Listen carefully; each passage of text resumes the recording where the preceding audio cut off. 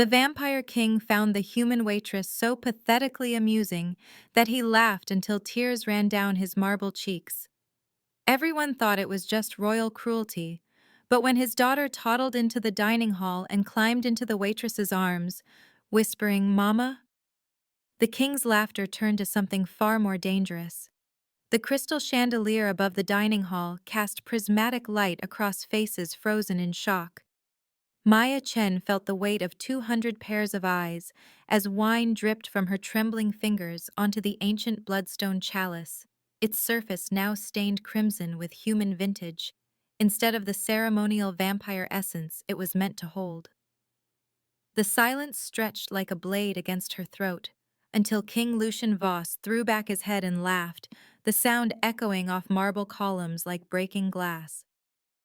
His tears caught the light as they traced paths down his pale cheeks, and Maya realized with growing horror that his amusement was the most terrifying thing she had ever witnessed. The vampire king found her clumsiness so pathetically entertaining that his laughter seemed to shake the very foundations of Castle Nocturne, each note sharper than the last as courtiers exchanged glances that promised her death. But then small footsteps pattered across the polished floor, and a tiny figure in a white nightgown appeared at the edge of Maya's vision, moving with the unconscious grace of childhood, toward the woman who had accidentally destroyed centuries of diplomatic protocol. Serafina Voss climbed into Maya's arms as naturally as breathing, her small hand touching the waitress's cheek as she whispered the single word that turned laughter into something infinitely more dangerous. "Mama." The king's mirth died instantly, his marble features transforming into something that made the assembled diplomats step backward despite themselves, and Maya understood that she was no longer facing mere execution, but something far worse, as Lucian's eyes fixed on his daughter with an expression of betrayal that could have shattered mountains. The child in her arms felt warm and solid, so unlike the cold perfection of the vampire court surrounding them, and Maya instinctively tightened her grip as murmurs began to ripple through the assembled nobility like poisonous wind.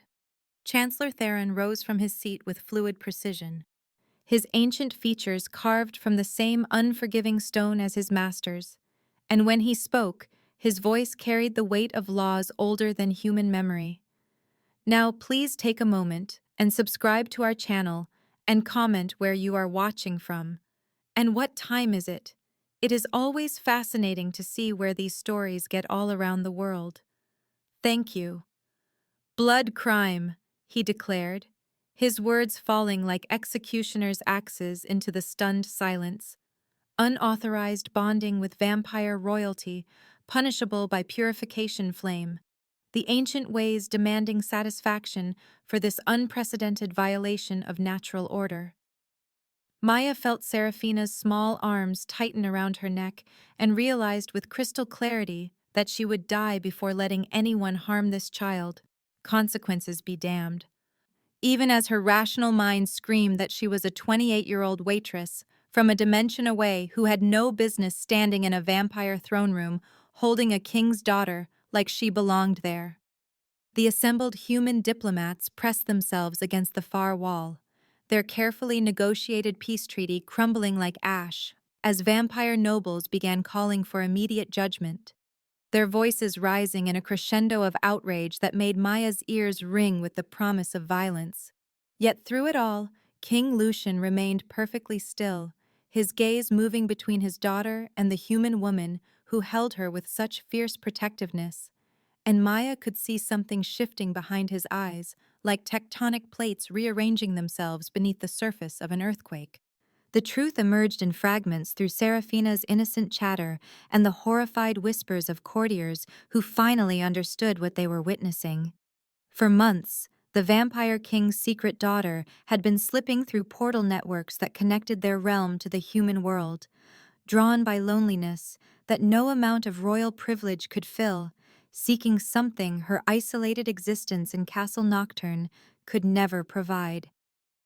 She had found Maya at the Moonlight Diner, a 24-hour establishment that straddled the dimensional boundary where desperate souls from both worlds came seeking shelter from their respective darknesses. Maya had fed the mysterious little girl who appeared at closing time, read her stories, bandaged scraped knees, and created a sanctuary of warmth in a universe that seemed determined to devour everything soft and precious. She had never questioned where the child came from, or why she spoke with archaic formality mixed with modern slang, had simply opened her arms and her heart to someone who needed both desperately. Now that kindness threatened to destroy everything, the carefully maintained balance between species shattered by a 3-year-old's innocent recognition of the only maternal love she had ever known. Chancellor Theron advanced with measured steps, his hand resting on the ceremonial blade at his hip, speaking of blood purity and ancient law, while vampire nobles nodded their approval like carrion birds anticipating feast. But King Lucian raised one pale hand, and the entire hall fell silent, as if he had commanded the very air to stop moving. His voice, when he finally spoke, carrying undertones that made every supernatural being present recognize the apex predator they served. "The trial of 7 moons," he declared, his words falling into the silence like stones into still water. Ancient law that superseded even blood crime statutes. 7 tests to determine whether a human possessed worth beyond their mortality. Maya felt the temperature in the room drop several degrees as vampires who had lived for centuries exchanged glances of surprise and horror, understanding implications that escaped her human comprehension entirely. The trial had not been invoked in over 200 years, Chancellor Theron protested, his composure cracking slightly as he realized his king was choosing a path that could fundamentally alter the power structure they had maintained for millennia. 7 nights, 7 tests, Lucian continued, as if his advisor had not spoken. Failure meaning death by ceremonial fire. Success granting protection and standing within vampire society that no human had ever achieved. Maya looked down at Seraphina's trusting face and knew she had no choice, even as every survival instinct screamed at her to run, to take the child and flee through whatever portal had brought them together originally. But there was nowhere to run that vampire justice could not follow, no sanctuary that would shelter them from the consequences of this moment. And so she met the vampire king's inhuman gaze and accepted terms that might destroy her soul along with her life. The assembled court erupted in chaos as nobles shouted objections and human diplomats pleaded for sanity. But through it all, Maya held Seraphina close and felt the child's heartbeat against her chest, like a promise that some things were worth dying for. Guards escort Maya through corridors lined with portraits of vampire ancestors, whose painted eyes seemed to follow her progress toward whatever fate awaited beyond the trial's first challenge. The guest wing where they confine her resembles a luxurious prison, all silk tapestries and silver fixtures that mock her humanity, while ensuring she cannot forget the wealth and power arrayed against her survival. Dr. Elena Ravencrest arrives within the hour, a middle-aged woman whose human appearance cannot quite disguise the otherworldly grace she has acquired through decades of living among vampires. Her medical bag containing instruments that could heal or harm depending on the court's ultimate judgment. Elena had survived her own trial 30 years ago, she explains while checking Maya's vitals with professional detachment that cannot quite hide her concern. Granted protection through marriage to a minor vampire lord who needed her surgical skills more than he feared human contamination. The trial of 7 moons tests everything that makes a person worthy of trust, Elena continues, each challenge designed to strip away pretense and reveal the true character beneath, honesty under magical compulsion followed by wisdom in impossible choices, courage when facing supernatural terror, and compassion toward those who wish you harm. Maya listens with growing dread as Elena describes trials that seem designed more to break than to test, sacrifice that demands willing surrender of life force and loyalty when offered everything you have ever wanted in exchange for abandonment of those who depend on you. The final trial concerns love, Elena says with a slight smile that suggests memories both bitter and sweet, though she refuses to elaborate on what form that test might take or why so few humans have ever survived to face it. Serafina appears in Maya's chambers despite guards and magical barriers that should have prevented any unauthorized entry. Her small form materializing from shadows with the unconscious skill of a child who has spent her life navigating places where she was not supposed to be. She brings picture books and stolen cookies, climbing into Maya's lap with complete trust, while guards pretend not to see the security breach their king's daughter represents simply by existing. Maya reads to her about brave princesses and kind dragons, stories that seem to entrance the little girl who has grown up surrounded by political intrigue and supernatural danger, her innocence a stark contrast to the deadly games unfolding around them. They share simple meals that taste like ambrosia after the fear and uncertainty of the day, Serafina chattering about her favorite hiding places in the castle and the loneliness that drives her to seek comfort in a human world that offers warmth her royal birthright cannot provide. Through these stolen moments, Maya begins to understand the depth of need that brought them together. A motherless child seeking the unconditional love that power and position cannot purchase, finding in a simple waitress the maternal care that her isolated existence had never allowed. But even as their bond deepens, Maya remains aware of the eyes watching from hidden alcoves and enchanted mirrors, knowing that King Lucian observes their every interaction with an intensity that suggests his own needs might mirror his daughter's more closely than either of them dares to admit. And the weight of tomorrow's first trial presses against Maya's consciousness, like a physical thing, as she settles Serafina for sleep. The child's peaceful breathing, a stark contrast to the supernatural tension that permeates every stone of Castle Nocturne. Elena has warned her that the trial of truth will strip away every defense and pretense, magical compulsion, forcing absolute honesty that could reveal thoughts and feelings she barely acknowledges to herself.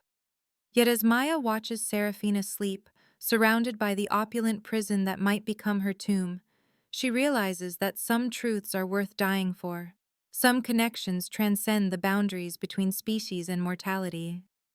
Tomorrow, she will face the first of 7 tests designed to prove whether a human heart can contain sufficient worth to justify protection from creatures who measure value in centuries rather than decades. Whether love can bridge the gap between predator and prey. But tonight, she holds a sleeping child who calls her mama. And that truth burns brighter than any magical compulsion, stronger than any ancient law, more precious than the life she may forfeit to protect it. Through the castle's many windows, the first moon rises over a realm where vampires rule through fear and humans serve through necessity. But in this small chamber where a waitress tells bedtime stories to a vampire princess, the old rules seem less absolute than they did when the sun last set over 2 worlds, learning to trust each other one heartbeat at a time. The hall of echoing truths stretched before Maya like a cathedral of judgment, its vaulted ceiling disappearing into shadows that seemed to whisper with the voices of every lie ever told within these walls. 7 vampire nobles sat in chairs carved from black obsidian, their faces masks of ancient indifference as she approached the witness circle where crystalline formations pulsed with ethereal blue light that made her skin crawl with anticipation of violation. Chancellor Theron stood beside a pedestal holding what appeared to be liquid starlight, in a vessel that hurt to look at directly, the truth serum that would strip away every defense her human mind possessed and leave her soul naked before creatures who measured honesty by their own immortal standards.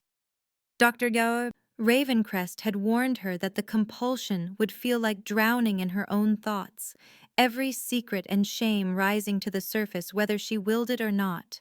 But nothing could have prepared her for the moment the serum touched her lips and reality became as fluid as the magic coursing through her veins.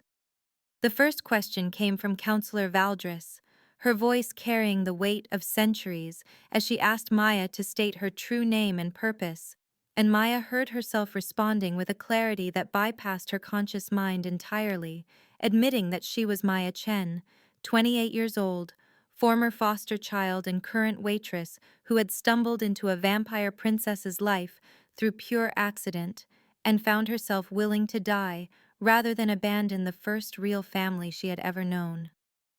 The compulsion made every word feel like it was being torn from her chest, but beneath the magical violation lay an unexpected relief at finally speaking truths she had buried so deeply that even she had forgotten their weight. Counselor Morgana leaned forward with predatory interest, asking about Maya's childhood and the experiences that had shaped her capacity for attachment. And suddenly Maya was reliving memories she had spent years trying to forget, while her voice described a parade of foster homes where love was conditional and protection temporary. She spoke of Sarah, the 7-year-old girl who had shared her last placement, how they had clung to each other like survivors of a shipwreck, until the day Maya aged out of the system and left her behind, promising to return, but knowing even then that promises meant nothing when you had no power to keep them. The council learned about the phone call 3 months later, Sarah's death from pneumonia, that could have been treated if anyone had cared enough to notice her illness before it was too late. The guilt that had driven Maya to work double shifts at a diner, where forgotten people could find temporary warmth in the small hours when the world felt most hostile. Through it all, Seraphina's face floated in her mind like a beacon.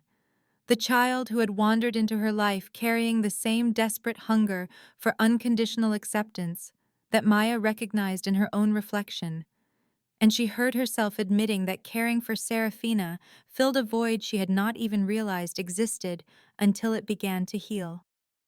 Chancellor Theron stepped forward with the calculating precision of a predator who had identified weakness, his questions designed to expose the prejudices and fears that surely lurked beneath Maya's surface compassion, probing for the anti-vampire sentiment that generations of human conditioning must have instilled in her consciousness.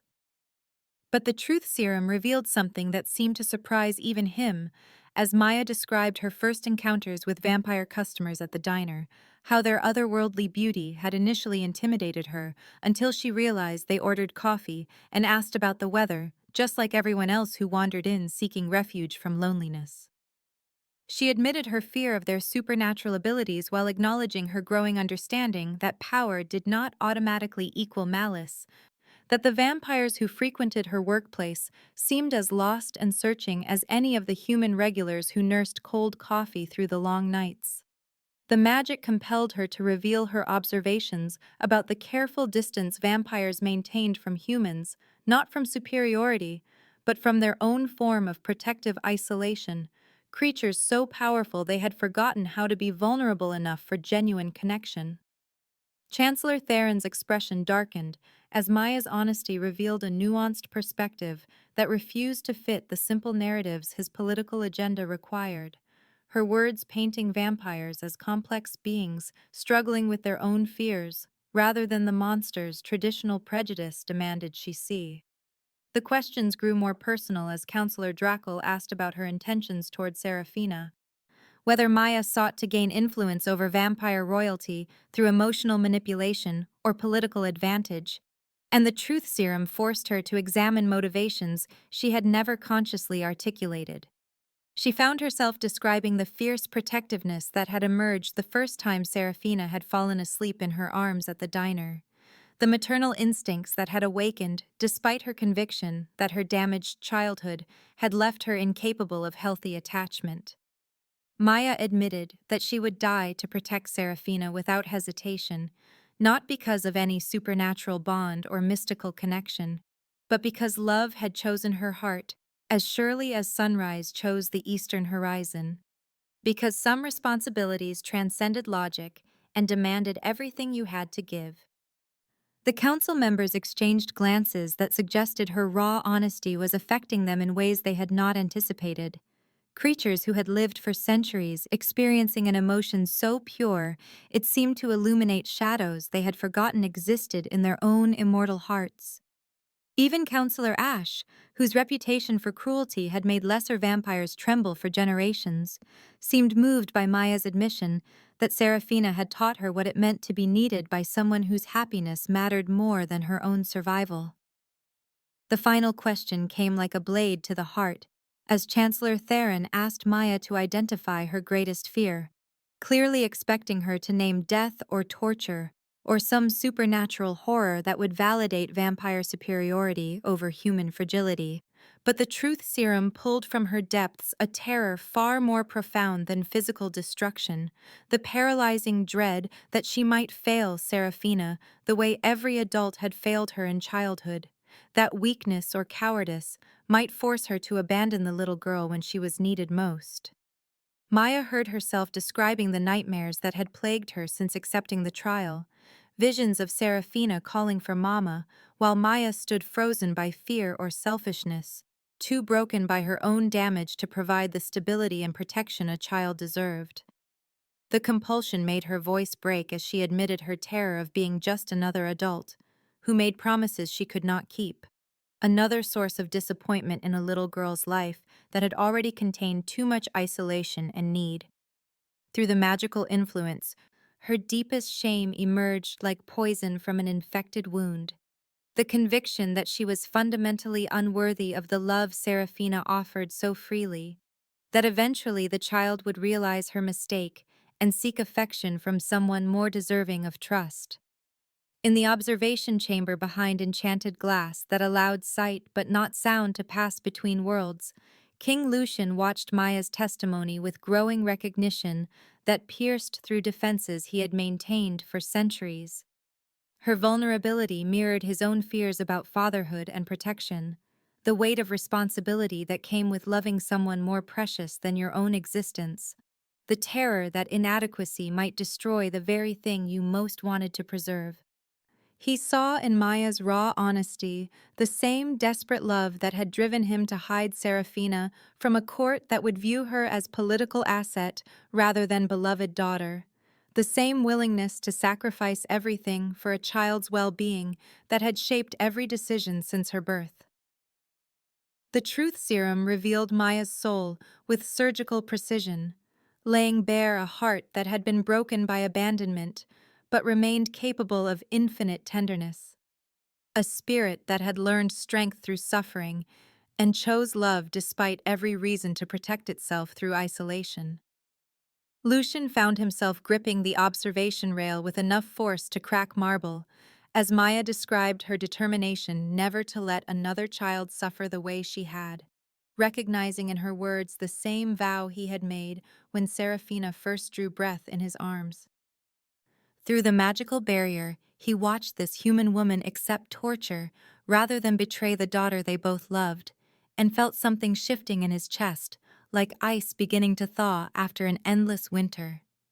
The trial concluded with Maya swaying on her feet as the truth serum's effects began to fade, leaving her drained but somehow lighter, as if speaking these buried truths had lifted weights she had carried unconsciously for years. The council deliberated in whispers that carried undertones of surprise and grudging respect, several members clearly affected by honesty so pure it had reminded them of emotions they had thought lost to immortality. Chancellor Theron's expression suggested frustration with results that refused to support his predetermined conclusions. Maya's testimony, revealing character that complicated his simple narrative of human inadequacy and vampire superiority. But even he could not deny that she had passed the first trial with a truth so complete it had left several ancient vampires visibly moved, her honesty creating cracks in the emotional armor they had worn for centuries. As guards escorted Maya back to her chambers, she caught a glimpse of movement behind the enchanted glass and felt a moment of connection that transcended species and circumstance, the recognition of shared love for the child who had brought them together against impossible odds. The first moon had set over a trial that had stripped away pretense and revealed the bedrock of Maya's character, but 6 more challenges awaited before she could claim the right to call Serafina daughter without fear of supernatural law.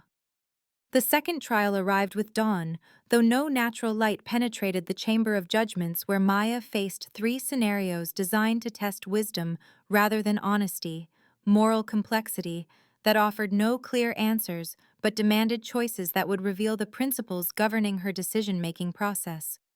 The Vampire Council presented her with detailed briefings about fictional disputes and resource allocation problems, their faces masks of judicial neutrality, as they explained that each verdict would be evaluated not for correctness, but for the reasoning and values it demonstrated. The first case involved two vampire houses locked in bitter conflict over territorial boundaries that had remained disputed for decades, each side presenting compelling arguments about historical precedent and current need while demanding final arbitration that would inevitably leave one party unsatisfied with the result. Maya listened to the elaborate presentations with growing recognition that this was less about territory than about deeper issues of respect and resource scarcity. Her experience managing customer conflicts at the diner providing unexpected insight into the dynamics underlying supernatural politics. Instead of choosing sides in what appeared to be a zero-sum contest, she proposed a resource-sharing agreement that addressed the underlying needs. Both houses were trying to meet through territorial control, suggesting that cooperation might serve their interests better than continued competition that benefited no one but their enemies. The second scenario proved even more challenging, as Maya faced the case of a human spy captured while gathering intelligence about vampire military capabilities, his stated motivation being protection of his family from potential supernatural threats, but his methods clearly violating every treaty and trust agreement between their species.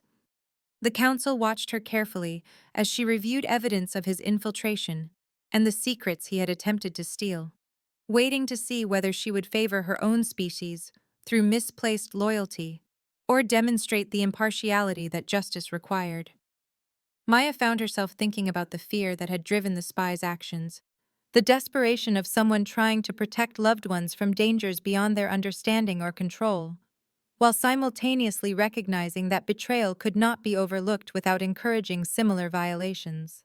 Her recommendation for exile rather than execution drew murmurs of surprise from council members who had expected either weak mercy or harsh vengeance.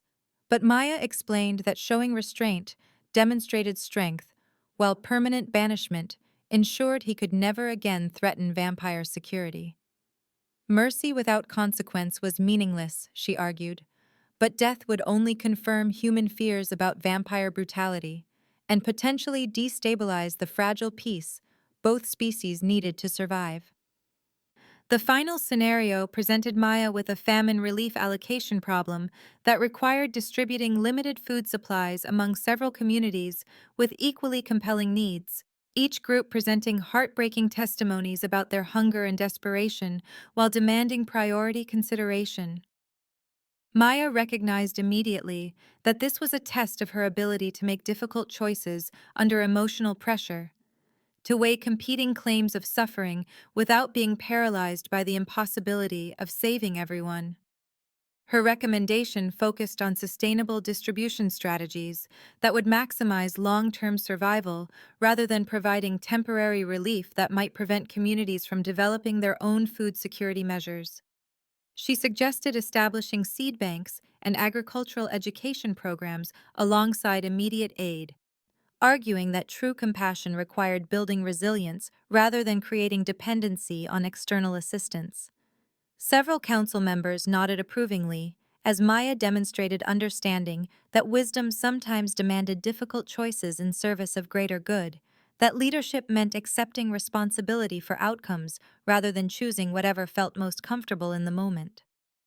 Dr. Ravencrest found Maya in her chambers after the trial, her expression mixing pride with concern as she delivered news that Maya's performance was generating unexpected reactions throughout the vampire court. Several council members had expressed private admiration for Maya's practical wisdom and collaborative approach to problem-solving, particularly her ability to identify underlying issues rather than getting distracted by surface conflicts. But Elena warned that success was creating enemies among traditional vampires who profited from the old ways of isolation and dominance, particularly Chancellor Theron, whose political power depended on maintaining clear divisions between species. Maya's influence represented a threat to established hierarchies that had governed vampire society for centuries, her success suggesting that human perspectives might offer valuable contributions to supernatural governance rather than contamination to be avoided. Elena explained that subsequent trials would likely increase in difficulty as those opposed to Maya's advancement sought ways to ensure her failure. Political considerations influencing what should have been purely personal tests of character and worthiness. The third trial arrived with nightfall as guards escorted Maya to the entrance of the Crimson Labyrinth, a maze constructed from living shadow and crystallized fear that responded to the deepest terrors of whoever entered its twisted passages. Dr. Ravencrest had warned her that the labyrinth would manifest illusions designed to break her spirit, forcing her to relive traumas and confront anxieties that rational thought could not overcome through will alone. The entrance gaped before her like a wound in reality itself, darkness so complete it seemed to devour light, while whispers promised that every step would bring her closer to the failures and inadequacies that defined her human limitations. Maya stepped across the threshold with Seraphina's face burning in her memory, like a talisman against whatever horrors awaited within walls that shifted and rearranged themselves according to psychological rather than physical laws. The first illusion struck immediately as the labyrinth manifested her 18th birthday, the day she had aged out of foster care with nowhere to go and no one to care whether she lived or died, forcing her to relive the terror of complete abandonment, while shadow voices whispered that she was destined to inflict the same pain on everyone who dared to love her. The maze twisted her memories into weapons, showing her Sarah's death in endless variation, while demanding she acknowledge her guilt for surviving when her foster sister had not, for making promises she could not keep, and leaving a child vulnerable to systems that valued efficiency over compassion. Maya forced herself forward through corridors that reeked of her own shame and inadequacy, past mirrors that reflected every failure and weakness, while phantom voices catalogued her unsuitability for the responsibility she had claimed. But when the labyrinth manifested an illusion of Seraphina trapped behind walls of burning shadow, crying for Mama while Maya stood frozen by her own cowardice, something fierce and primal overwhelmed her fear entirely. She lunged toward the phantom child without considering the dangers that might await such reckless action, her desperate need to protect overriding every survival instinct as she crashed through illusory barriers with enough force to shatter their hold on reality itself. The labyrinth recognized something in her selfless action that its dark magic could not corrupt or contain, her willingness to face any horror for Seraphina's sake, breaking the psychological bonds that had trapped her in endless cycles of self-doubt and recrimination. Behind scrying mirrors that allowed the Vampire Council to observe without interfering, King Lucian watched Maya's struggle with emotions he had not experienced since Seraphina's birth had awakened parts of his heart he thought destroyed by centuries of political necessity. Her willingness to sacrifice herself for his daughter's phantom image reminded him of his own desperate love for the child who had changed everything about his existence, the way parenthood had transformed a creature of calculated cruelty into someone capable of infinite tenderness and fierce protection. Through the magical surveillance, he witnessed Maya's breakdown and recovery, her journey through personal hell that revealed strength forged in suffering rather than granted through privilege or supernatural enhancement. Lucian found himself gripping the observation rail with enough force to crack stone as he watched this human woman face her deepest traumas without flinching. Her courage measured not by absence of fear, but by action, despite terror that would have broken lesser souls. When she emerged from the labyrinth with tears streaming down her face, but determination burning in her eyes, he felt his own carefully constructed emotional barriers beginning to crumble like ancient walls, finally succumbing to persistent waves. The third trial was complete, and Maya had proven that love could indeed transform weakness into strength, that the heart she offered his daughter was tested in fires that had forged rather than destroyed its capacity for protection and sacrifice. The trial of compassion began in chains, with Victor Theron bound in silver that burned his vampire flesh, while his uncle watched from the gallery with eyes that promised retribution for whatever judgment Maya might render. The young vampire's hatred radiated from him like heat from forge fire, his aristocratic features twisted by grief that had curdled into something poisonous over decades of nursing wounds that refused to heal. Chancellor Theron had presented the evidence with clinical precision, detailing how Victor had infiltrated the castle's kitchen staff and attempted to poison the human diplomatic delegation with essence of nightshade, a toxin that would have caused agonizing death while appearing to be natural illness. The plot had failed only because Dr. Ravencrest had detected the poison during routine health screenings, but the intent remained clear as daylight streaming through stained glass windows that cast rainbow patterns across the chamber, where Maya now held the power of life and death over someone who had tried to murder innocent people. Victor's confession had come with proud defiance rather than remorse, his voice carrying centuries of inherited rage as he described humans as vermin who had slaughtered his mother during the border wars and deserved whatever suffering vampire justice might inflict upon their pathetic mortality. The council expected swift execution for such treachery, their faces reflecting anticipation of blood that would satisfy ancient laws demanding eye for eye and death for intended death. But Maya looked into Victor's eyes and saw something that reminded her painfully of her own reflection during the darkest periods of foster care, the way grief could transform a wounded soul into something that lashed out at anything within reach, simply because the pain had to go somewhere, and innocent targets were easier to hurt than the forces that had caused the original damage. She asked to hear Victor's story in full detail, ignoring the council's impatient murmurs as she learned about Celeste Theron's death during a human raid on a vampire settlement, how 3-year-old Victor had watched from hiding while soldiers cut down his mother and burned their home to ash and memory. Chancellor Theron had raised his nephew on stories of human brutality and vampire superiority, feeding the boy's trauma with hatred that grew stronger each year until it consumed everything soft and vulnerable in his character.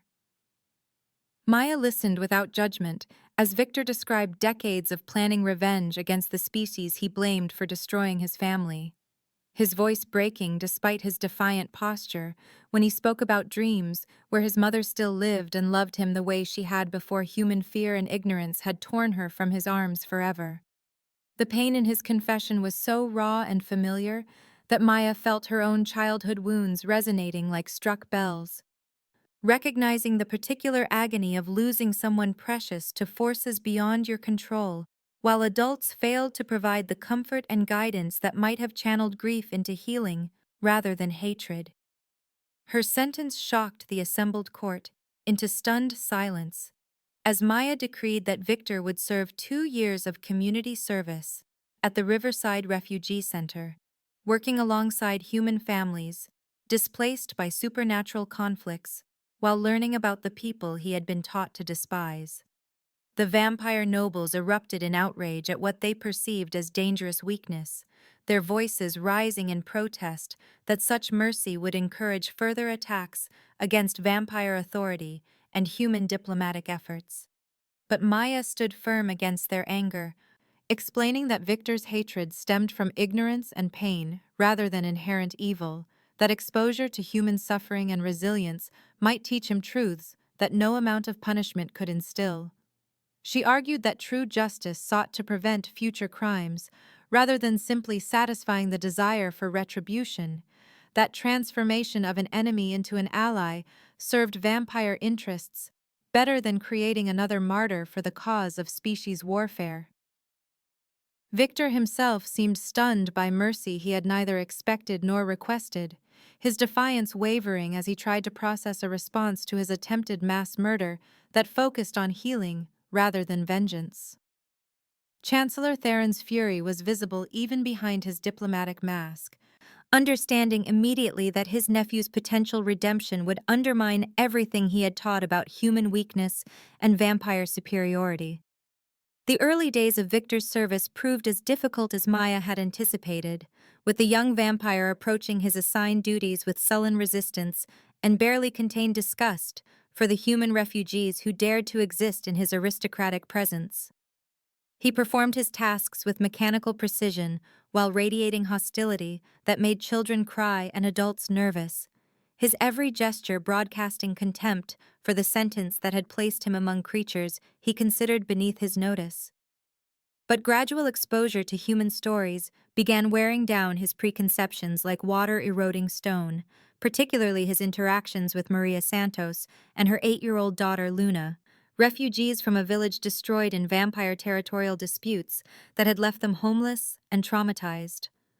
Luna's initial fear of Victor transformed slowly into curiosity as she recognized something familiar in his angry isolation. Her childish questions about his sadness, cutting through defenses that centuries of vampire conditioning had built around his wounded heart. When Luna began leaving him crude drawings depicting vampires and humans living peacefully together, Victor found himself inexplicably moved by innocence that offered friendship despite every reason to fear his supernatural nature. The transformation accelerated when Luna fell seriously ill with fever that human medicine could not break, her mother's desperate prayers echoing through refugee center corridors while Victor watched from shadows and remembered his own mother's final moments with clarity that time had done nothing to diminish. Without conscious decision, he found himself offering to help, his vampire healing abilities allowing him to draw the poison from Luna's system, while her grateful tears broke something fundamental in his understanding of human worthlessness and vampire superiority. For the first time in decades, Victor experienced the satisfaction of using his supernatural gifts to preserve life rather than plan its destruction. Luna's recovery revealing possibilities he had never considered about the relationship between power and responsibility. His gradual integration into refugee center life went largely unnoticed by the vampire court, but Maya watched his progress with quiet satisfaction, understanding that redemption was a process rather than an event, and that Victor's journey toward compassion would benefit everyone touched by his transformation. Chancellor Theron's growing alarm at his nephew's changing attitudes marked the beginning of more desperate measures to ensure Maya's ultimate failure, political calculations overriding family loyalty, as he recognized the threat her influence represented to everything he had worked to preserve. Between trials, Maya's bond with Serafina deepened through shared adventures that revealed hidden passages threaded throughout Castle Nocturne, like veins carrying the lifeblood of centuries of vampire history. The little girl delighted in showing Maya secret routes that connected every major room, her small fingers tracing symbols carved into stone by craftsmen who had understood that a castle must breathe even as it defended itself against external threats. Through these explorations, Maya learned about Serafina's profound loneliness, how the child had grown up surrounded by adults who treated her as precious political asset rather than little girl needing love and guidance. Serafina's mother had died bringing her into the world, leaving Lucian to navigate parenthood alone while managing the complex responsibilities of vampire kingship, his fierce protectiveness unable to replace the maternal warmth that every child deserved. The secret passages had become Serafina's escape routes from a life that felt more like luxurious imprisonment. Her discovery of portal networks leading to the human world opening possibilities for connection that her isolated royal existence had never provided. Maya's diner had represented sanctuary where she could simply be a hungry child rather than vampire princess, where someone cared about her happiness without calculating political advantages or supernatural obligations. Their conversations revealed the depth of Serafina's confusion about her dual nature. Caught between vampire abilities she was too young to control, and human emotions that connected her to both worlds without fully belonging to either. Maya began teaching her about human customs and values while respecting the vampire heritage that shaped her supernatural abilities, helping the child understand that being different made her special rather than wrong. They practiced table manners and social skills that would serve Serafina well in diplomatic situations, while Maya shared stories about human holidays and traditions that emphasized community and kindness over power and dominance. The castle staff began noticing changes in the little princess, her increased confidence and genuine happiness, affecting everyone who interacted with her royal presence. Servants who had maintained careful professional distance found themselves smiling at Seraphina's cheerful greetings, while guards relaxed their formal postures in response to her infectious laughter, echoing through corridors that had heard too little joy in recent years. Maya's influence was transforming not just Seraphina, but the entire atmosphere of Castle Nocturne, her simple human warmth melting ice that had accumulated through centuries of supernatural politics and emotional isolation. King Lucian found himself increasingly drawn to Maya's presence during castle meetings and formal dinners. Her practical insights cutting through political rhetoric to identify solutions that served everyone's interests, rather than advancing narrow factional agendas. Her questions revealed perspectives that challenged assumptions he had never thought to examine, while her genuine care for Seraphina created unexpected intimacy that terrified him more than any supernatural threat he had faced in his long existence. During state dinners where vampire nobles competed through displays of wealth and cruelty, Maya's quiet dignity and thoughtful responses reminded him that power could serve purposes beyond mere domination. He began seeking excuses to include her in discussions that technically fell outside her trial obligations, valuing opinions that emerged from compassion rather than calculation. The growing attraction between them was noticed by court observers who speculated about unprecedented possibilities. A vampire king finding love with a human woman whose influence already extended beyond anything protocol should have allowed. But Lucian struggled with feelings that threatened everything he had built to protect his daughter and his kingdom, recognizing that love might demand sacrifices that duty could not accept. The trial of sacrifice arrived with dawn that painted castle windows the color of fresh blood, its crimson light illuminating the ceremonial chamber where Maya would face a choice that had destroyed every previous human candidate who reached this advanced stage of testing. 12 human prisoners knelt in silver chains, their crimes against vampire law ranging from espionage to treaty violations that had threatened the fragile peace both species needed for survival. The magical binding ritual required a life debt that could only be paid through willing sacrifice, Maya's own life force serving as currency to purchase freedom for those who had been sentenced to death for their transgressions against supernatural authority. Dr. Ravencrest explained the mechanics with clinical detachment that could not disguise her concern, warning Maya that the ancient magic demanded genuine willingness to die rather than calculated risk-taking, that any reservation or self-preservation instinct would cause the ritual to fail and claim her life without saving anyone. The prisoners themselves pleaded with her to abandon them to their fate rather than sacrifice herself for strangers, their desperation revealing the depth of gratitude already felt for someone willing to consider such extreme mercy on their behalf.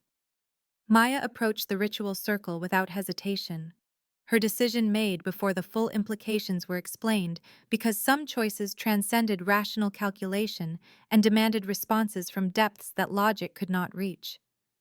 The binding ceremony began with words in the old tongue, syllables that carved themselves into reality, while crimson light flowed from Maya's body into the prisoners, like lifeblood finding new vessels to sustain their existence.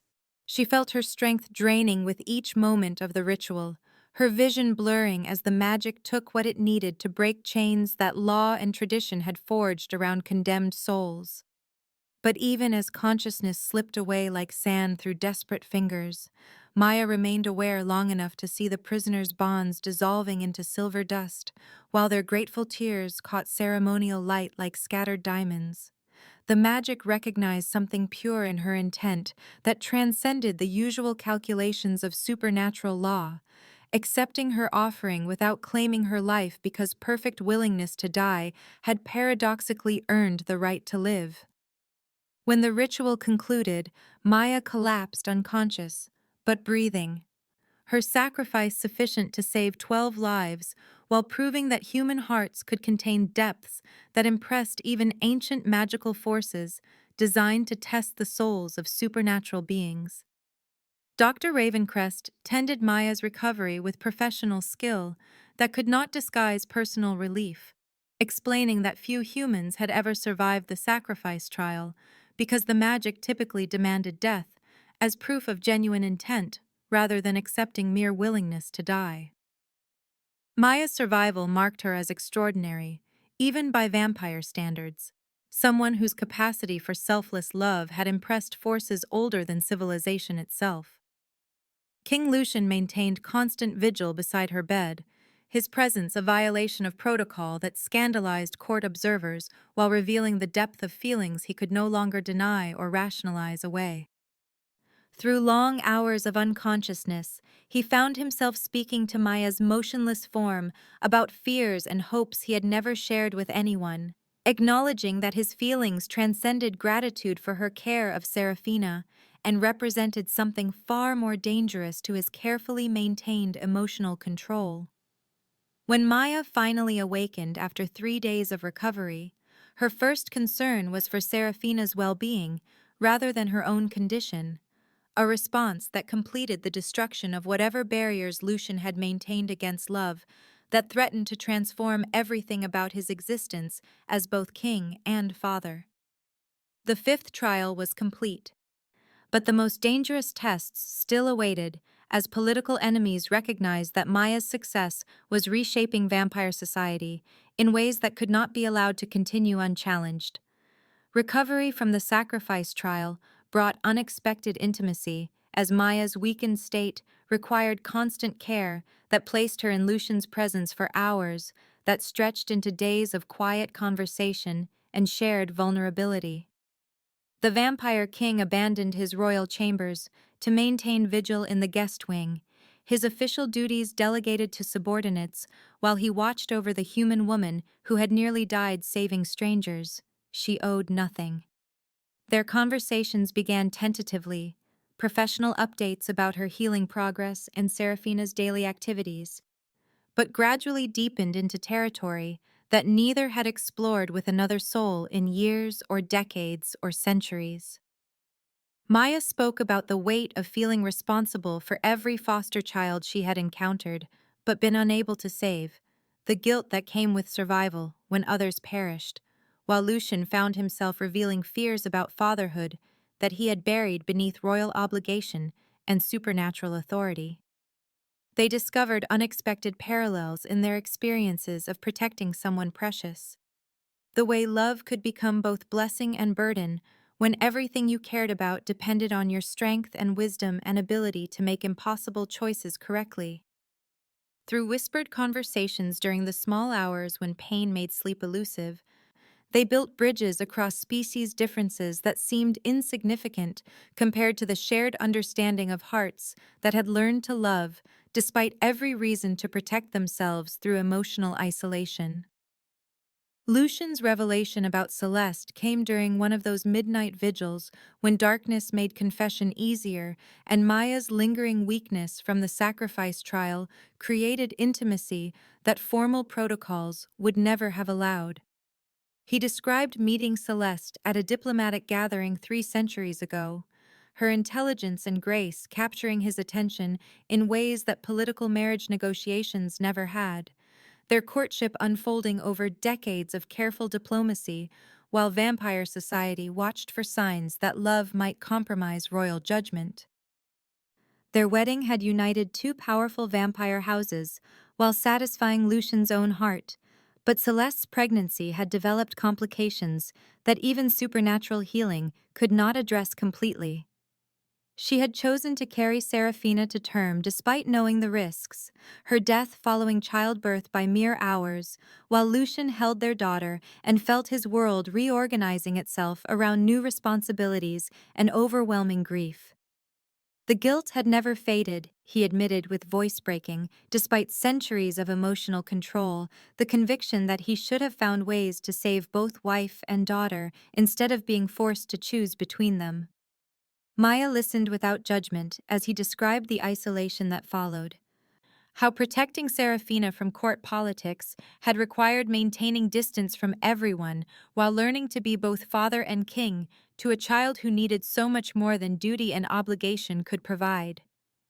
Their growing attraction manifested through moments that seemed accidental but occurred with increasing frequency, hands touching during conversations about Serafina's progress, glances that lingered longer than diplomatic courtesy required. The way Lucian's presence during her recovery had evolved from royal obligation into something that felt more like companionship than supervision. Maya found herself looking forward to his visits with anticipation that had nothing to do with official trial proceedings, while Lucian discovered reasons to extend their conversations beyond what duty demanded or protocol allowed. The connection between them felt both inevitable and impossible, constrained by political realities that made Vampire King loving human woman a threat to stability that centuries of careful governance had achieved through maintaining clear boundaries between species. Yet their emotional bond deepened despite rational objections, built on shared understanding of love's responsibilities and mutual respect for the sacrifices they had both made to protect someone who mattered more than their own safety or happiness. Castle staff began noting their sovereign's unprecedented attention to human trial participant, while vampire nobles whispered about implications that could reshape supernatural politics if allowed to develop beyond mere cooperation into something resembling genuine partnership. Serafina's innocent observation brought their suppressed feelings into unavoidable focus during one of their daily reading sessions, when the little girl looked up from her picture book and asked Maya if she was going to stay forever and be her real mommy, like the characters in fairy tales, who found happy endings through persistence and true love. The question struck both adults like lightning, forcing acknowledgement of feelings they had been carefully avoiding while focusing on trial requirements and political complications that made such possibilities seem like dangerous fantasies. Maya felt her heart stop as Serafina's trusting eyes waited for an answer that could change everything, while Lucian's sharp intake of breath revealed how deeply his daughter's words had affected his own carefully controlled emotions.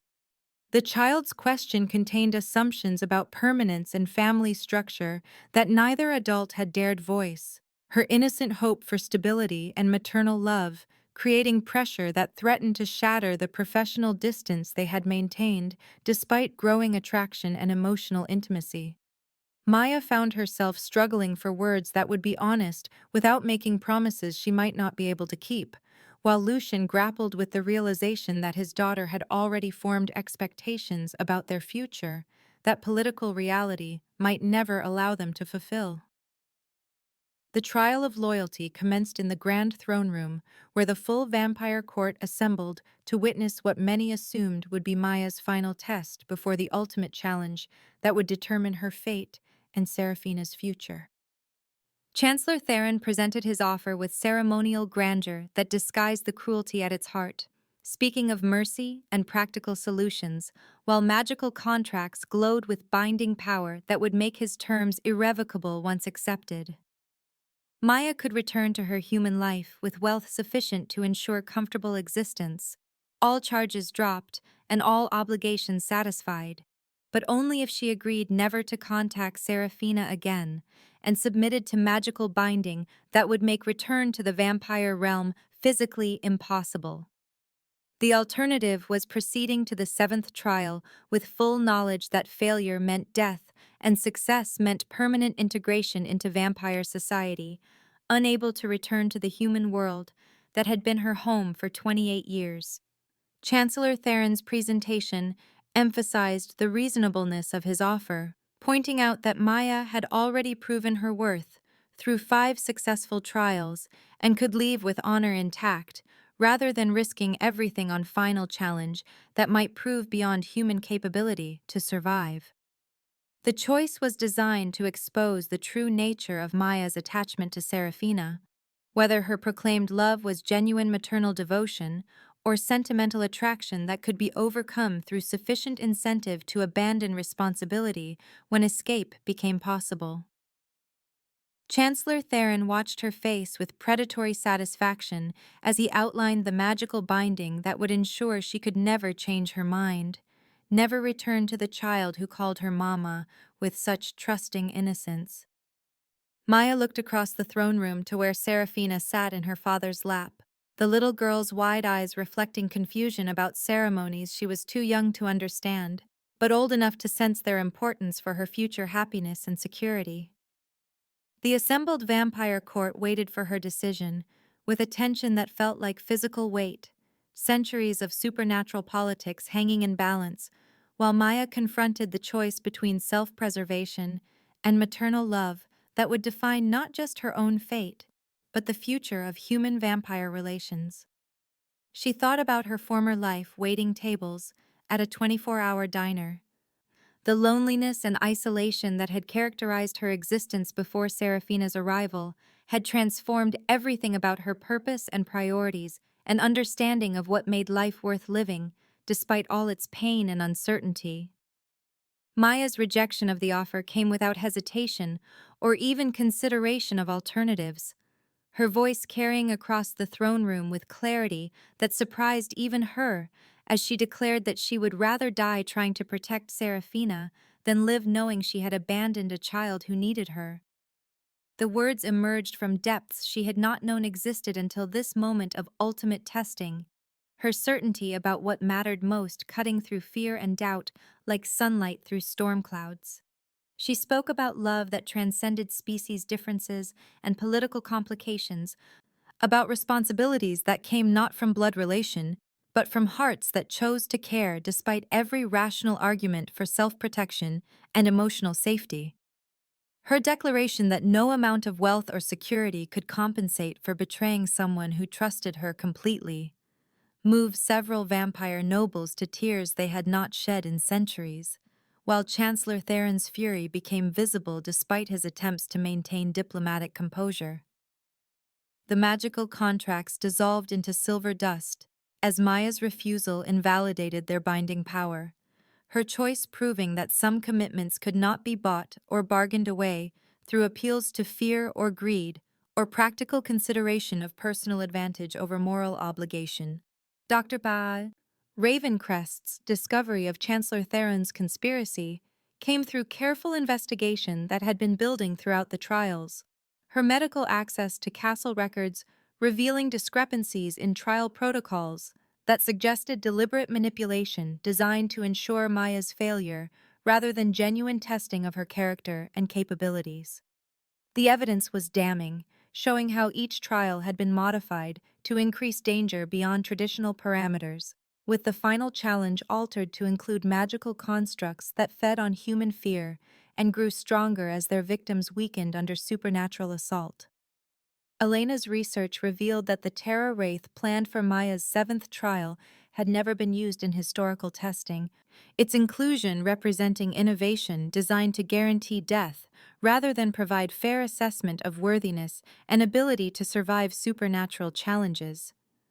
The conspiracy involved several vampire nobles who saw Maya's potential success as existential threat to power structures they had maintained for centuries, their fear of change driving them to subvert ancient laws in service of preserving traditional hierarchies that benefited established families at the expense of progress and adaptation to new realities.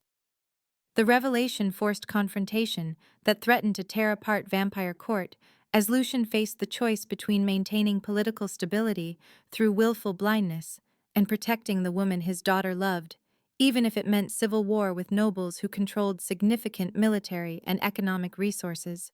Dr. Sarah Ravencrest presented her evidence during emergency session that excluded Chancellor Theron and his suspected conspirators, laying out proof that trial manipulation violated fundamental laws governing supernatural justice and human-vampire relations. Lucian's decision to confront the conspiracy directly created immediate crisis as traditionalist nobles rallied behind Chancellor Theron's claim that progressive influence was corrupting vampire society beyond recognition or redemption. Political alliances that had remained stable for centuries began fracturing along ideological lines, with some houses supporting their king's authority, while others declared that love for human woman had compromised his judgment beyond acceptable limits. The threat of renewed human-vampire warfare loomed as diplomatic relationships hung in balance, while supernatural politics reorganized themselves around fundamental questions about change and tradition and the future direction of vampire civilization. Maya's insistence on completing the final trial, despite clear evidence of manipulation, surprised everyone involved in the political crisis. Her determination to see the testing through to proper conclusion, overriding concerns about personal safety and survival, that should have made retreat the obvious choice. She argued that backing down would invalidate everything they had worked toward and leave Serafina vulnerable to future political machinations by those who opposed her presence in vampire society.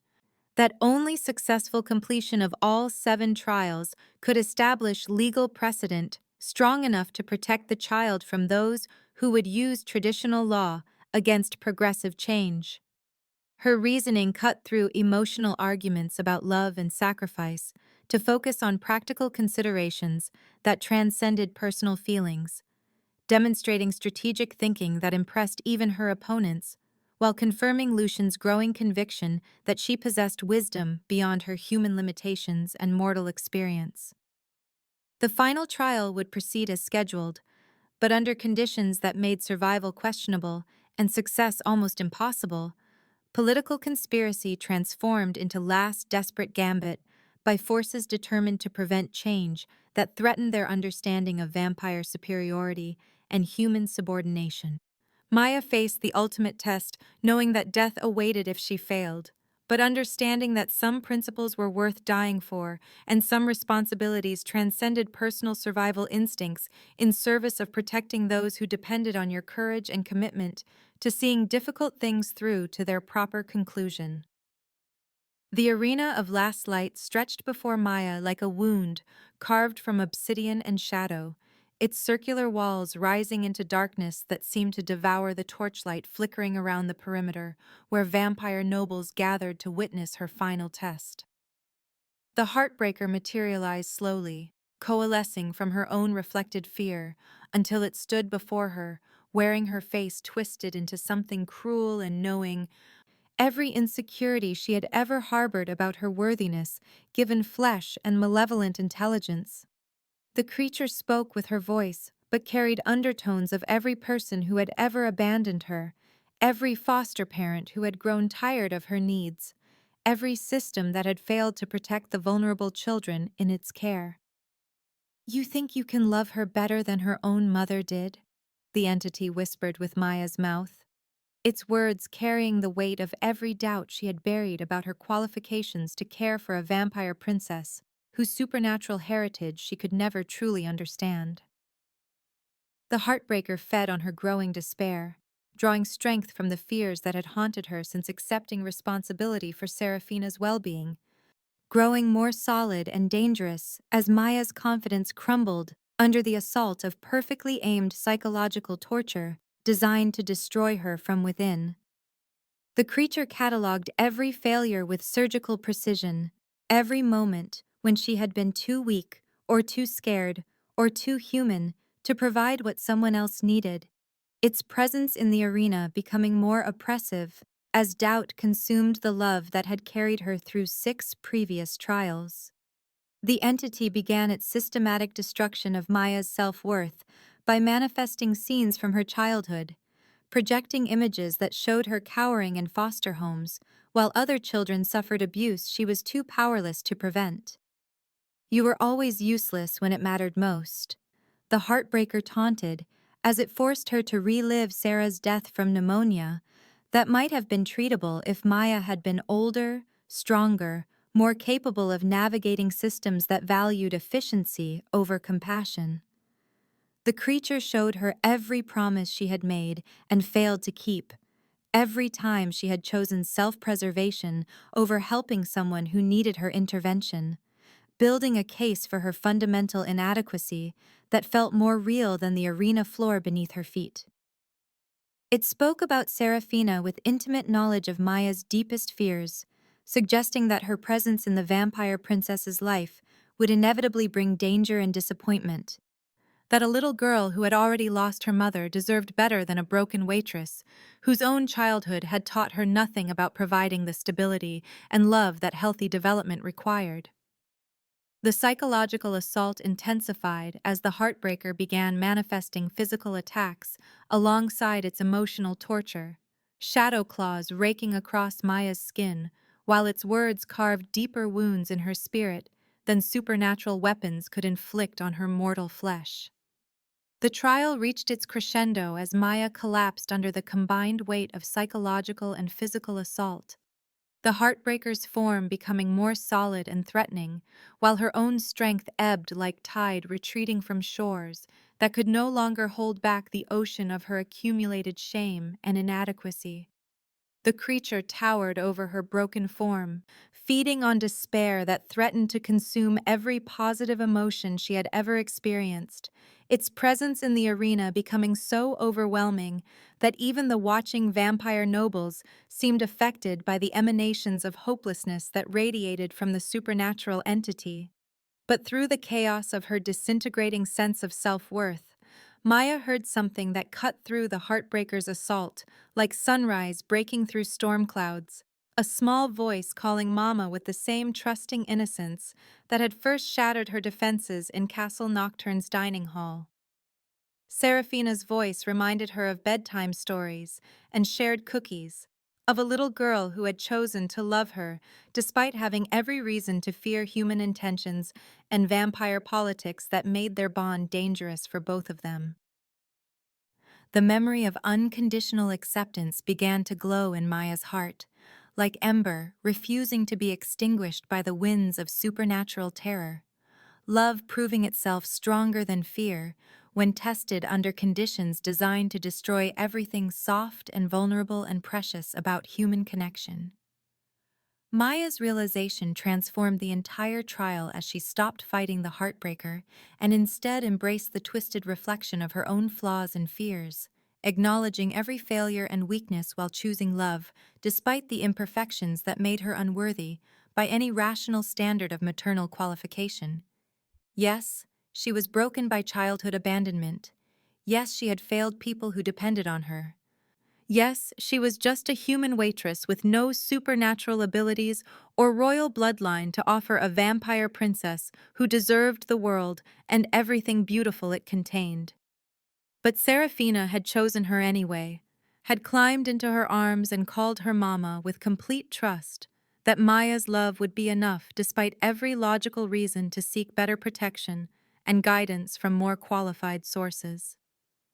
The heartbreaker began dissolving as Maya's acceptance of her own flaws removed the shame and self-hatred it needed to maintain its corporeal form, the entity unable to exist in the presence of unconditional love that transcended worthiness and embraced connection despite every reasonable objection to such dangerous emotional vulnerability.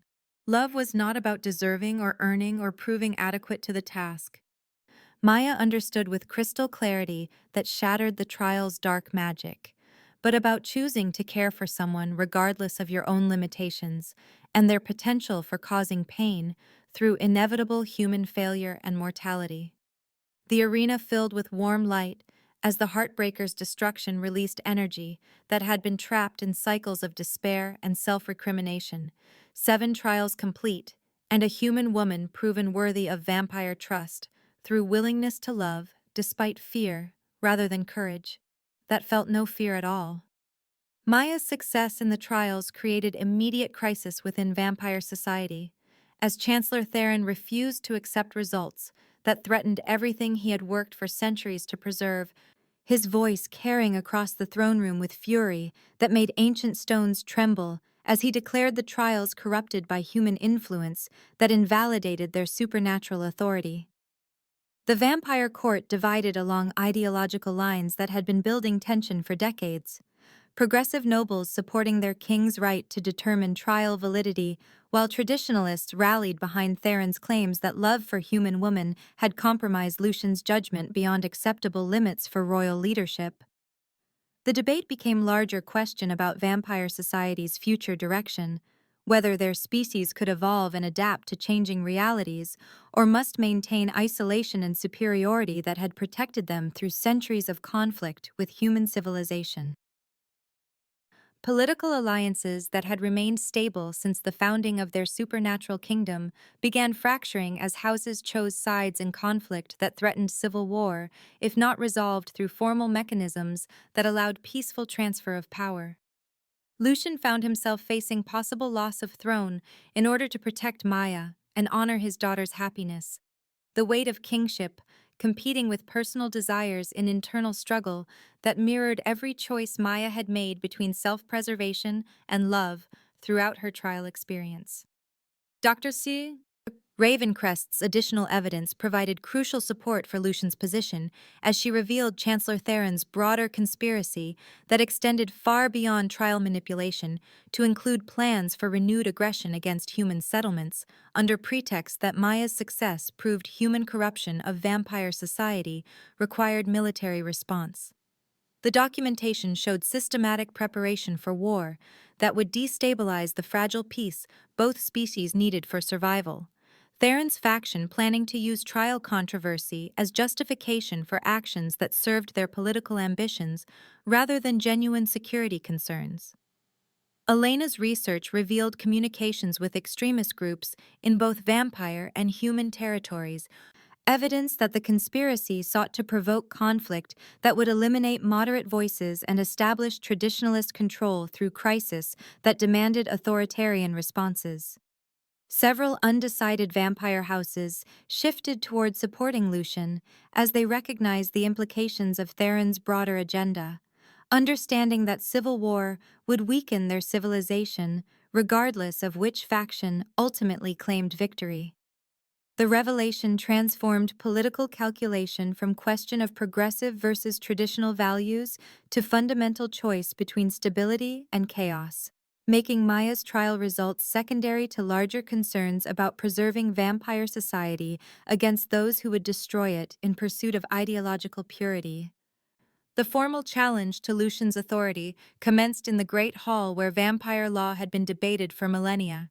Ancient protocols governing the right of royal challenge, ensuring that even supernatural kings remained accountable to the noble houses that formed the foundation of their political system. Chancellor Theron invoked traditions older than human civilization as he claimed the right to contest decisions that threatened vampire survival through dangerous precedent of accepting human influence in supernatural governance. Lucian accepted the challenge, but chose formal debate over physical combat, understanding that victory through force would not address the philosophical divisions that made this confrontation inevitable and necessary for determining their species' future direction. The debate format allowed both visions of vampire society to be examined thoroughly, isolationist tradition competing against progressive integration through arguments that revealed fundamental assumptions about power, fear, change, and the responsibilities that came with supernatural abilities and immortal perspective. Maya requested permission to speak on her own behalf, her voice carrying across the assembled court as she addressed not just her personal worthiness, but broader questions about whether vampire society could evolve without losing essential qualities that made their civilization valuable and unique. Her speech drew on experiences from all 7 trials as she spoke about the commonalities between human and vampire needs, the way both species struggled with loneliness and fear, and the desire for connection that transcended biological differences and political complications. Maya described watching Victor's transformation at the refugee center, how exposure to human suffering had taught him truths about compassion that centuries of vampire education had failed to instill, proving that understanding could bridge gaps that seemed insurmountable when approached through fear rather than curiosity. She spoke about Seraphina's dual heritage as blessing rather than burden, the way the little girl embodied possibilities for future cooperation that honored both species' strengths while addressing weaknesses that isolation had created and maintained. The assembled nobles listened with attention that suggested her words were reaching hearts that political rhetoric had failed to touch. her practical insights cutting through ideological abstractions to focus on shared experiences of love and loss and hope that defined consciousness, regardless of supernatural abilities or mortal limitations.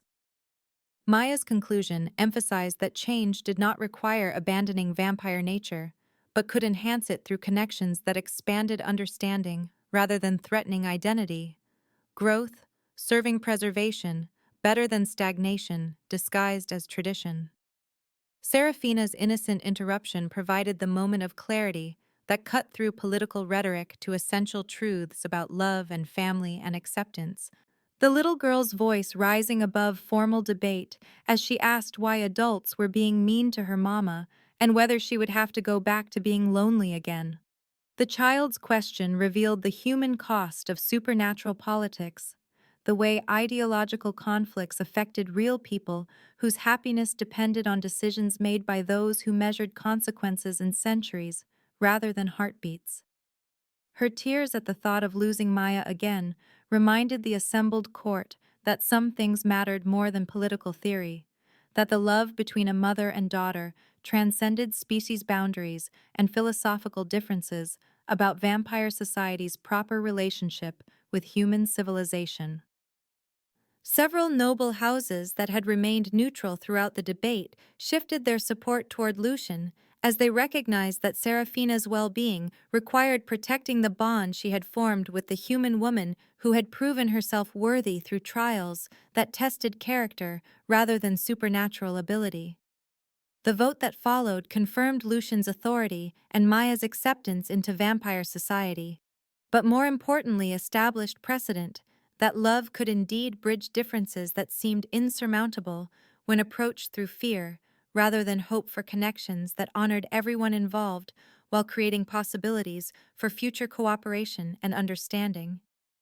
The final vote resonated through the great hall like thunder rolling across mountain peaks, each noble house's decision carrying weight that would reshape vampire society for generations to come, while Maya stood in the witness circle, feeling the future crystallizing around choices that transcended personal desires and entered the realm of historical consequence.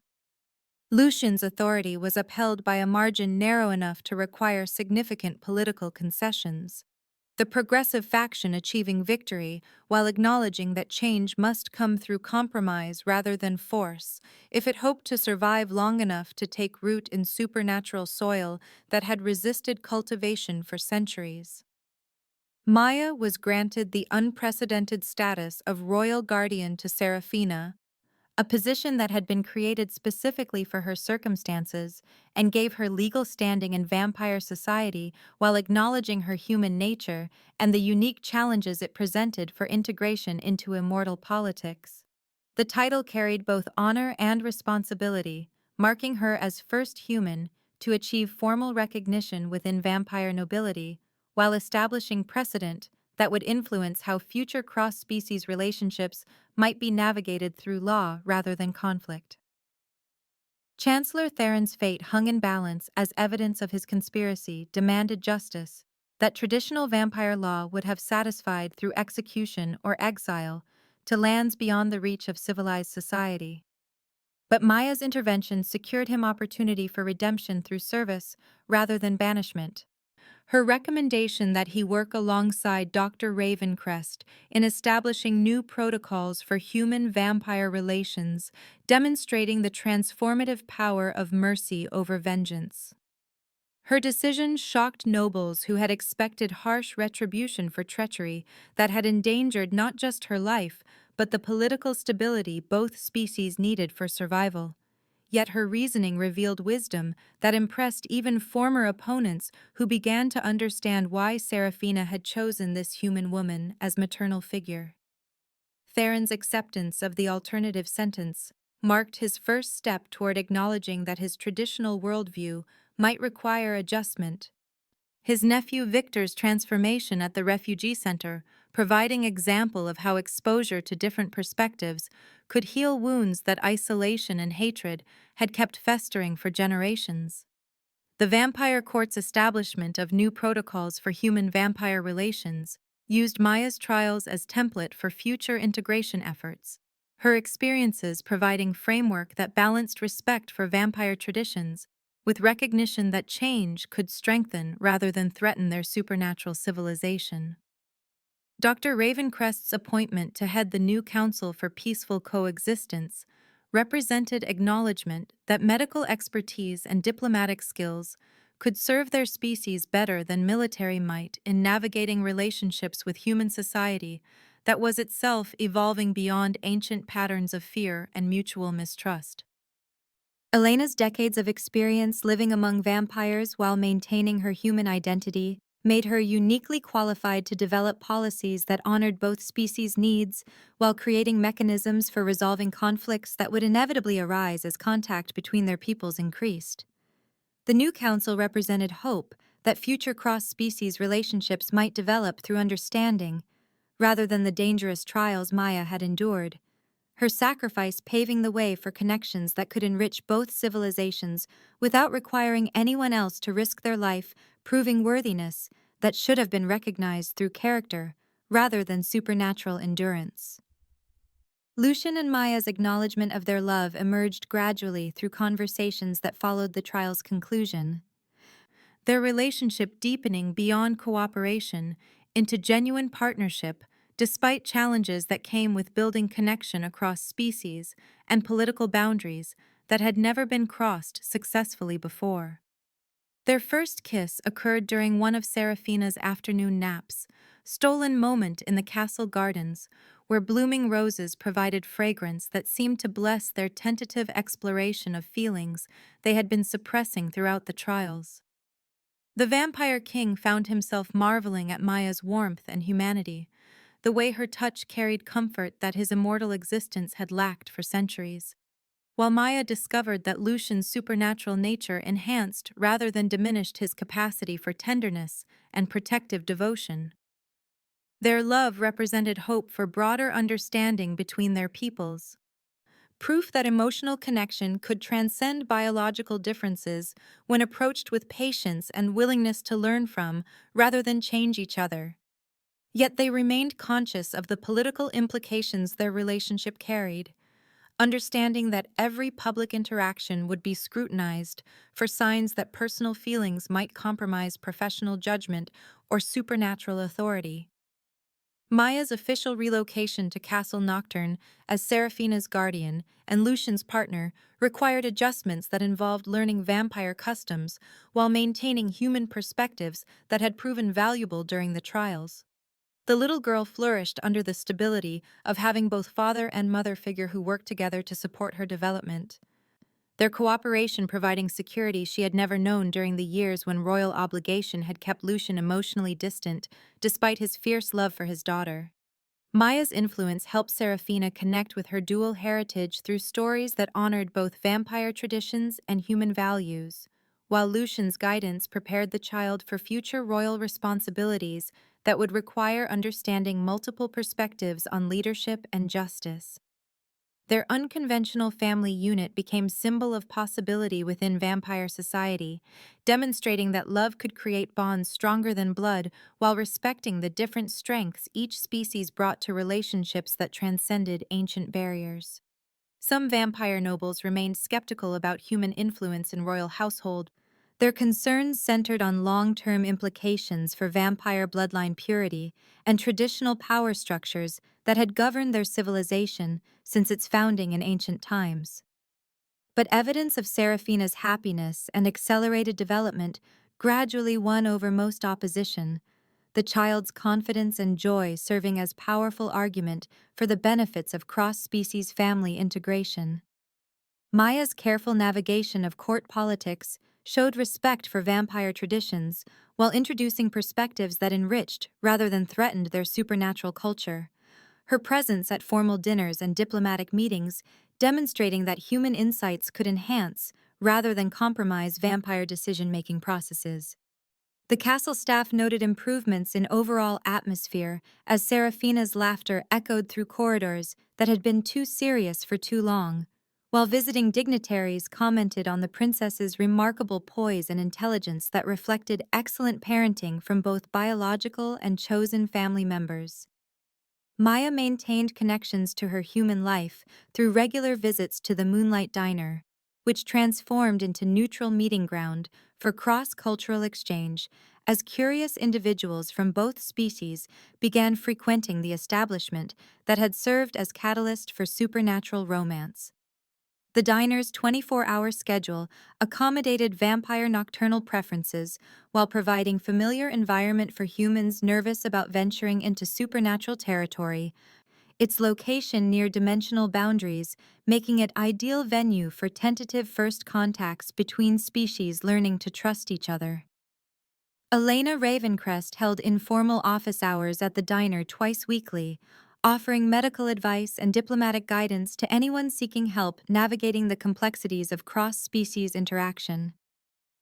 Maya's former co-workers initially felt intimidated by their friend's elevation to vampire nobility, but her unchanged kindness and genuine interest in their lives gradually restored comfortable relationships that honored her growth while maintaining connections that kept her grounded in human experience and perspective. 6 months after the trials concluded, Maya hosted the first official dinner at Castle Nocturne that included both vampire nobility and human diplomatic representatives, the event serving as public demonstration of how far both societies had progressed toward accepting change that had seemed impossible when she first spilled wine on the bloodstone chalice. The menu featured dishes from both cultures prepared by chefs who had learned to blend traditions in ways that honored each species' preferences while creating new possibilities for shared experiences. Serafina helped serve alongside her mama, the child's easy movement between vampire grace and human warmth. Embodying the future, both species were building together through careful steps toward understanding and cooperation. Conversations that had once been limited to formal treaty negotiations now included discussions of art, literature, and philosophy that revealed commonalities neither side had previously recognized or appreciated. Lucian's announcement of plans for formal bonding ceremony that would legally unite him with Maya while respecting both their natures signaled vampire society's acceptance of progressive change that extended beyond political necessity into genuine cultural evolution. The proposed ceremony would blend vampire traditions with human customs, creating new rituals that honored their different backgrounds while celebrating the love that had brought them together against seemingly impossible odds. The announcement drew congratulations from noble houses that had initially opposed their relationship, recognition that their partnership had proven beneficial for both personal happiness and diplomatic relations between species learning to coexist peacefully. Wedding plans became collaborative effort involving representatives from both civilizations. Their cooperation in creating meaningful ceremony, demonstrating the broader possibilities for joint endeavors that could strengthen rather than threaten either culture. The story's conclusion arrived through quiet family moment that mirrored its dramatic beginning, Maya tucking Serafina into bed, while Lucian watched from the doorway with expression that combined paternal pride with amazed gratitude for the woman who had transformed their lives through simple willingness to love someone who needed her care. The child asked if Maya would still be there when she woke up, the question carrying echoes of all the uncertainty and fear that had marked their journey from that first night in the dining hall when desperate recognition had changed everything. Maya's promise of always carried weight of all they had overcome to build their family, her voice steady with conviction that transcended the trials and political upheavals that had tested their bond from every possible angle. Serafina's peaceful acceptance of that promise represented trust earned through consistency and sacrifice, the security of knowing herself loved and protected by both biological father and chosen mother, who had proven their commitment through actions that honored her well-being above their own safety or convenience. The final image transformed Maya's original isolation into surrounded abundance as she served dinner in palace dining room filled with love rather than working alone in late-night diner where forgotten souls sought temporary warmth during humanity's darkest hours.